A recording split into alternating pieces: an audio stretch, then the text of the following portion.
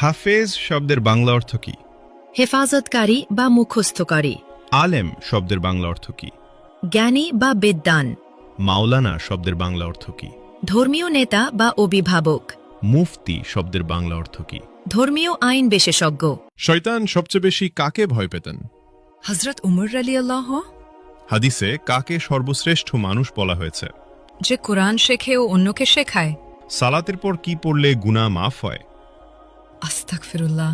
হযরত মুহাম্মদ সাল্লাল্লাহু আলাইহি সাল্লামের সাথে সর্বপ্রথম কোন প্রাণী কথা বলেছিল?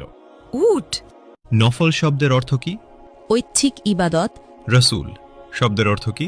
আল্লাহর প্রেরিত দূত। নবী শব্দের অর্থ কি? ওহীপ্রাপ্ত বার্তাবাহক।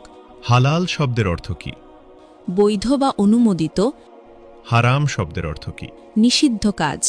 স্বামীর নাম ধরে ডাকলে অমঙ্গল হবে। ইসলামে কথাটি বিধান কি?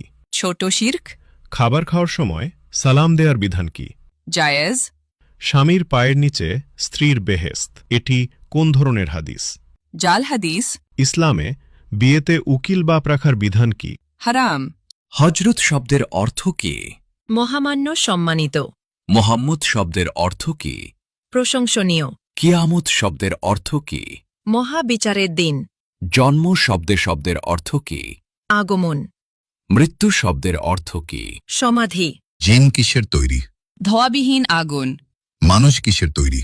মাটির। ফেরেশতাগণ কিসের তৈরি? নূর। পশু পাখি কিসের তৈরি? পানি ও মাটি। শয়তান কিসের তৈরি? ধোয়াবিহীন আগুন। মিকাইলের দায়িত্ব কি? রিজিক ও বৃষ্টি। ইসরাফিলের দায়িত্ব কি?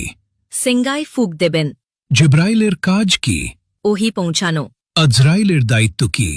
মৃত্যু দেওয়া। কিয়ামতের দিন সিঙ্গায় কয়বার ফুঁক দেওয়া হবে? 2 বার। হজরত সুলাইমান আলাইহিসসালামের কতজন সন্তান ছিল? 1 জন। হজরত দাউদ আলাইহিসসালামের কতজন সন্তান ছিল? 19 জন। হজরত মুহাম্মদ সাল্লাল্লাহু আলাইহি সাল্লাম এর কতজন সন্তান ছিল? 7 জন। 3 পুত্র 4 কন্যা। কোন নবী এখনো জীবিত আছেন? হযরত ঈসা আলাইহি ওয়াসাল্লাম।